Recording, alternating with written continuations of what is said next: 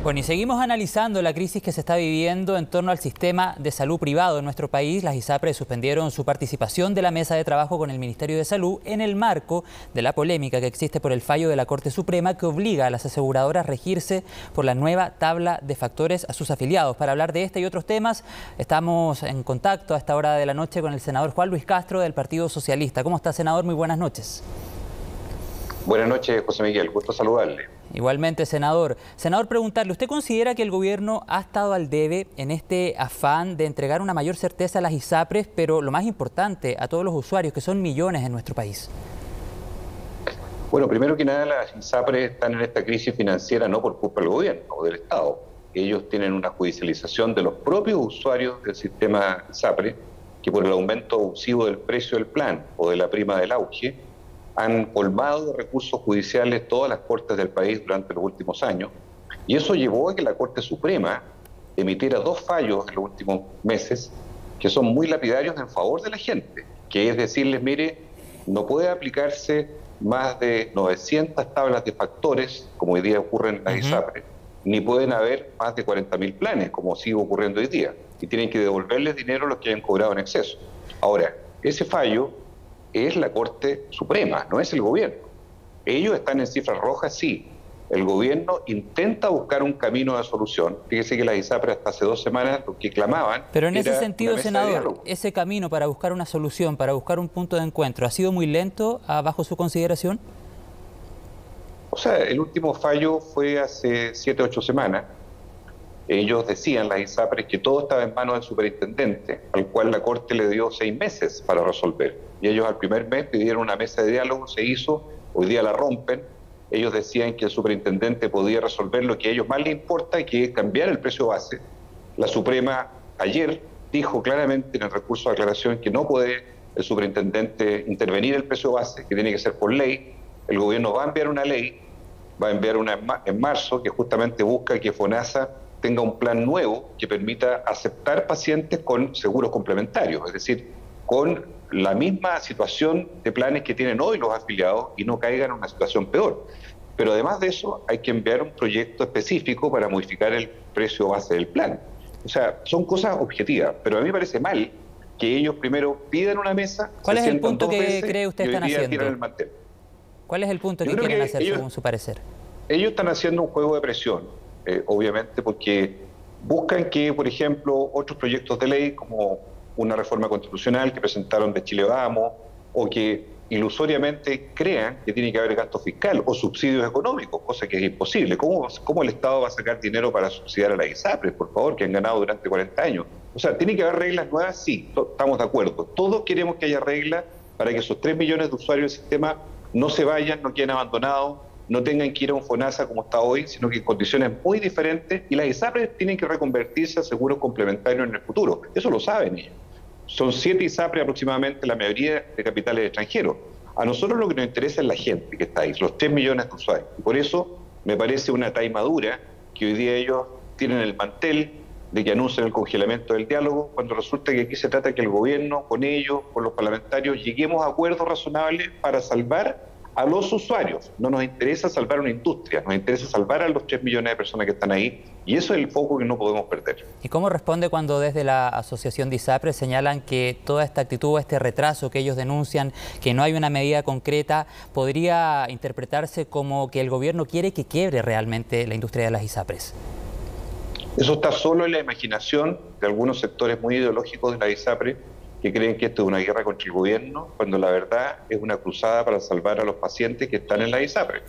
Y por lo tanto, si la Suprema, que nadie va a discutir, dice de aquí a mayo tiene que haber un camino de solución, y ellos en el primer mes patean la mesa, como están haciendo hoy día, no quieren hablar con nadie, yo creo que es una actitud contraproducente, arrogante incluso, un poco soberbia, de no querer conversar con quien tienen que conversar, les guste o no, porque el gobierno tiene la iniciativa en materia de ley, el Parlamento tiene que colegislar en esto y queremos hacerlo de verdad, pero hagámoslo en una actitud distinta, no en una actitud atrincherada, como yo veo que hoy día ellos están saliendo después de haber pedido una mesa de diálogo hace 2 semanas y hoy día desechándola. Me parece que ese no es un camino serio para resolver algo tan delicado como el futuro de 3 millones de personas. Senador, si una ISAPRE o un grupo de ISAPRES llegara a quebrar, el Estado, el gobierno particularmente, ¿puede asegurarle a los afiliados que van a seguir recibiendo la misma cobertura y los mismos beneficios? ¿Están las condiciones para aquello? Así como está hoy día el sistema de FONASA, no. Pero si el FONASA logra tener un plan nuevo, una modalidad como la que se anunció en estos días que va a ingresar en marzo, que todavía no conocemos el texto, pero que significaría fortalecer FONASA para que además haya seguro complementario con una tarifa plana. Ojo, no con una tarifa inflacionaria, con una tarifa plana. Podría perfectamente ahí tener condiciones nuevas del FONASA. Le entiendo el punto y usted dice, así como están las cosas, hoy día no. Sin embargo, desde las ISAPRES dicen que una quiebra podría ser inminente, por lo tanto todo esto se podría convertir fácilmente en una crisis sanitaria, senador. Los números que ellos tienen, que ellos no los niegan porque son los datos, nos dicen en boca de los expertos y de la misma Superintendencia de Salud que no hay un riesgo de quiebra inminente para la próxima semana, ni para el verano, ni para marzo, ni para abril. Después pueden haber incertidumbres, después, en los próximos meses del año, no ahora, quiero ser enfático en esto porque son datos duros. Y por lo tanto, aquí hay que actuar con responsabilidad y no haciendo verdaderamente una pataleta, que yo creo que eso es lo que están haciendo ellos hoy día, generando un marco de presiones políticas, cuando vamos todos a buscar solución para esos 3 millones de personas, pero sobre la base de dialogar, no sobre la base de amurrarse o encerrarse, y sobre la base que hay un proyecto de ley que cambie el precio base del plan, que tiene que conducirlo el Ejecutivo, y además de un FONASA distinto. Y por eso va a haber también un FONASA distinto, que sea mucho más sólido para enfrentar la crisis y a las personas que tienen planes que son de alto costo a veces y que necesitan mejoras en el futuro. Y usted habla de los próximos meses. ¿En los próximos meses se puede llegar a un FONASA distinto? Si se ingresa un proyecto de ley, como se anunció para los primeros días de marzo, y depende de la urgencia de tramitación, perfectamente se podría. Si tiene acuerdo, obviamente va a ser mucho más sencillo.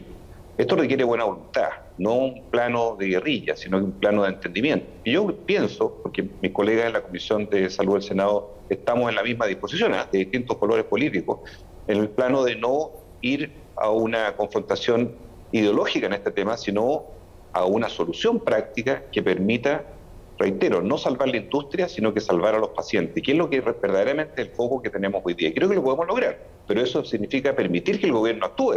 Si el gobierno quiere mejorar FONASA, ¿cómo le vamos a decir que no? Si el gobierno quiere mandar un proyecto de ley para modificar el precio base de los planes, tiene que hacerlo. Pero, por favor, que no pidan ellos lo que no quisieron ellos mismos hacer durante largo tiempo y ahora bajo el frenesí, ¿verdad?, de querer hacerlo todo de la noche a la mañana, cuando la misma Suprema dice, no, aquí hay plazo hasta mayo. Por algo está poniendo plazos definidos la Corte Suprema que se están respetando por lo demás. Entonces, sí, claro, cuidado con las palabras porque esto puede confundir mucho. Pero lo cierto es que hay incertidumbre también en los usuarios y de hecho quería preguntarle ahora por la alerta que han señalado algunas clínicas. ¿Cómo la observa? ¿Qué lectura hace de aquello? Sabemos lo que sucedió hace alguna... Sí, sabemos lo que ha pasado con la clínica Indice, el ISAPRE Cruz Blanca, pero ¿qué lectura hace usted de esta alerta que también han levantado desde las clínicas? Es correcta, es correcta. Yo no podría negar nada de eso. Son números elocuentes, son casi 500.000 millones de deudas de las ISAPRES a ellos. Han cortado varios convenios. Antes la gente iba a una clínica y en vez de que le hagan reembolso y pagando dinero particular de inmediato, tenía un convenio que le permitía pactar de otra forma. O sea, ellos tienen razón porque son prestadores que existen hace muchos años. La gente de FONASA se atiende también en clínicas privadas. Recordemos que hay un FONASA libre elección. Entonces, estamos de acuerdo en que aquí hay un fenómeno de cascada. No podemos dar el paso para que una ISAPRE quiebre porque sabemos que hay clínicas que también pueden quebrar a continuación de ello. Y eso es delicado. Por eso aquí hay que mirar en su conjunto el problema. Y por lo mismo, creo que la actitud de las ISAPRES tiene que estar un poquito más a la altura de un problema de Estado, en el sentido de tener que resolver un problema sanitario. Porque todos estamos conscientes y mirando un mismo diagnóstico. Por eso el llamado al diálogo, yo lo reitero, las ISAPRES no pueden clausurar el diálogo cuando estamos en un momento tan delicado que necesitamos entendernos, consensuar iniciativas de ley para rescatar a las personas que están en esta condición en la ISAPRE. ¿Y usted considera, senador, le insisto en el punto de que este problema de no tener una solución pronta puede terminar generando una crisis sanitaria, terminar convirtiéndose en un problema con ribetes sanitarios? Mire, todo problema termina siendo sanitario cuando hay una persona al menos que deja de ser atendida, una persona que queda a la intemperie en una cobertura de salud, una persona que pagó por un plan y no tiene el acceso a ese plan. O sea, todo eso tiene una repercusión. Serán 10, 100, miles de personas, pero es un problema sanitario. Lo va a hacer si no se hace nada, pero permitan que se haga. Eso es lo que yo le digo a la ISAPRE, que no se timen con un momento a veces de diferencia, pero que no puede cerrar el diálogo para que busquemos esa solución que todos queremos, porque mientras algunos de la ISAPRE sigan creyendo que hay mentes perversas desde el gobierno que los quieren dejar caer, que los quieren matar, que los quieren dejar al libre albedrío, no es así. Al gobierno le interesa, y lo sé porque he hablado con la ministra de Salud, he hablado con el ministro de Hacienda, le interesa que haya una solución sanitaria, técnica y política para que esos 3 millones de usuarios no queden abandonados. Entonces, pido en esto que haya la generosidad suficiente para dialogar y no conductas contrarias a esto que entorpecen.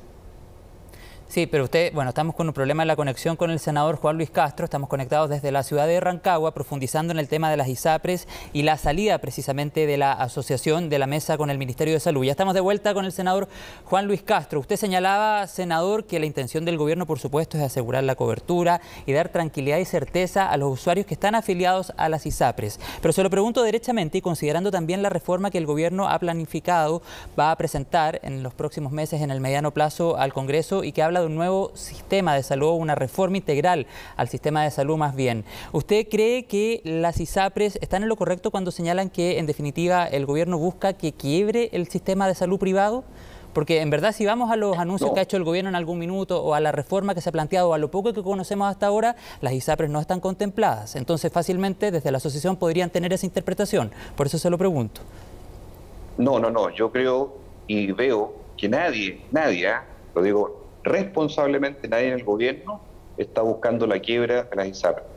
Ellos, desgraciadamente, autoconstruyeron un pronóstico difícil porque ellos generaron la judicialización de los propios afiliados.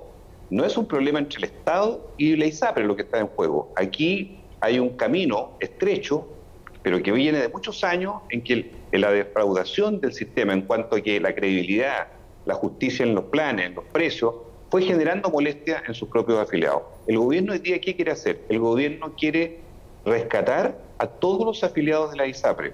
Quiere que nadie pierda condiciones en sus planes, que tengan seguridad en su atención médica. Y para eso necesita fortalecer FONASA de otra manera y permitirle comprar seguros complementarios a una tarifa plana, no a una tarifa como la de la ISAPRE, que es con tablas de riesgo. Y por otro lado, cambiar el precio base a través de una ley.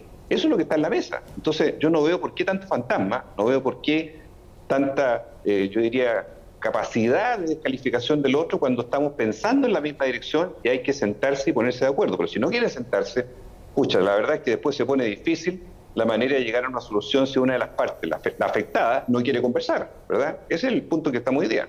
Senador, vamos a la política. ¿Difícil sábado para el PS?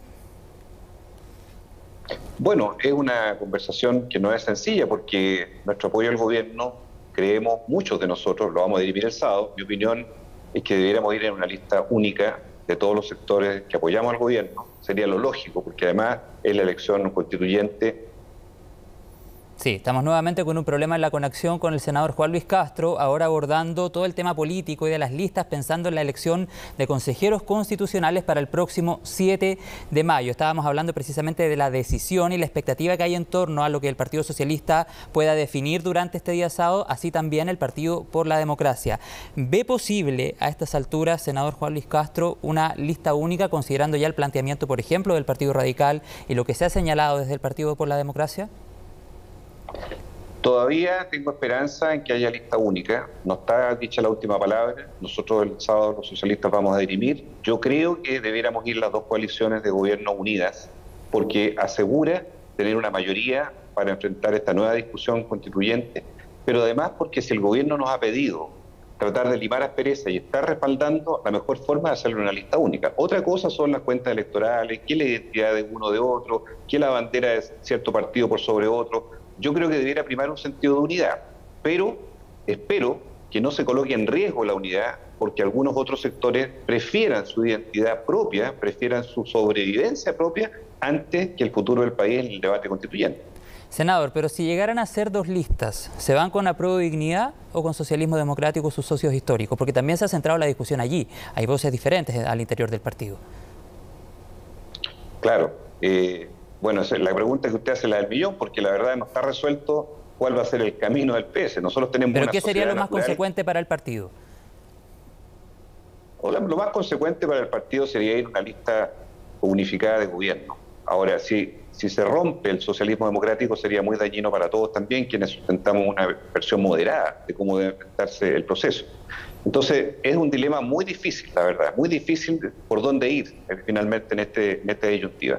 Yo creo que nuestros socios del socialismo democrático debieran también recapacitar y evitar un quiebre en las coaliciones a puerta de la inscripción del 6 de febrero. ¿No se puede interpretar como una especie de plebiscito para saber si se aprueba o se desaprueba la gestión del gobierno, por ejemplo? Siempre hay gente que va a mirar como un plebiscito cualquier torneo electoral. Ya ocurrió con el plebiscito de septiembre pasado, ¿cierto? Ahora yo creo que hay reglas mucho más estructuradas, una arquitectura distinta. No veo el mismo temor de lo que fue la vez anterior en cuanto a que sea el gobierno el que esté de por medio, ¿verdad?, en cuanto a evaluación de la gestión. Pero sí creo que quienes sustentamos al gobierno... Pero eso ha pasado en otras oportunidades, senador. Usted lo decía recién con el plebiscito del 4 de septiembre. Claro, pero este plebiscito tiene otras características. Me refiero a la constituyente es muy distinta a la anterior. Sin embargo, aunque se piense de una u otra manera, quienes apoyamos al gobierno, lo lógico a mi juicio es que vayamos unidos. Otra cosa es el cálculo electoral, pero yo creo que por principio deberíamos ir unidos porque hay cupos para todos, hay espacio para todos. Ya, pero en caso de que, senador, pero le insisto en el punto, en caso de que eso no suceda, por consecuencia, ¿el Partido Socialista debiese estar con Socialismo Democrático? Yo creo que esa definición es muy complicada. Yo creo que el PS debiera mantenerse en alianza con Apruebo Dignidad, todo lo que sea factible de hacer. Pero si llegamos a un escenario terminal, no sé si finalmente la resolución sea competir en dos listas y nosotros vamos con el Socialismo Democrático, Apruebo Dignidad va por la suya, y generamos un cuadro de mayoría a partir de una diferencia que no provocamos nosotros y que hasta el final por lo menos trataríamos de evitar que se vaya dos listas. Pero si llegase a ocurrir eso, yo creo que al final vamos a estar en el socialismo democrático. Esa es mi percepción, mi intuición de lo que podría suceder. ¿Cómo puede afectar esto a la imagen del gobierno? Pero me quiero centrar más bien al interior del Partido Socialista, porque me imagino que esta discusión tiene de los dos lados al interior del partido. ¿Cómo afecta esta situación en particular la unidad del Partido Socialista? No, el partido está bastante unido, le voy a decir. El partido está en una buena línea de conducción, con Paulina Dobanovich, hay mucha conversación parlamentaria con los miembros de la directiva nacional.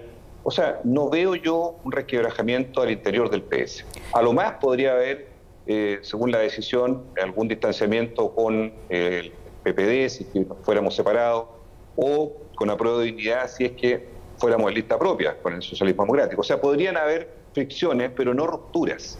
Entonces, creo que en eso no ponemos en juego el apoyo al gobierno. Eso quiero ser taxativo. El PS no está en la idea aquí de colocar en un dilema que si son dos listas significa el quiebre con el gobierno, si vamos en una apoyamos. No, en cualquier escenario, desde el Partido Socialista vamos a seguir apoyando al gobierno. Bueno, senador, le quiero agradecer la conversación, el análisis. Vamos a estar muy pendientes a lo que suceda durante este fin de semana. Hay quienes, desde el oficialismo, por ejemplo, desde el Partido Radical o el PPD, incluso señalan que ir en dos listas podría permitir también un mejor resultado electoral, independiente del impacto que pueda tener en la unidad de la alianza de gobierno. Vamos a quedar muy atentos, senador. Muchas gracias y bueno, es la noticia que vamos a estar reporteando durante el fin de semana. Que tenga buenas noches. Hasta pronto. Chao, senador.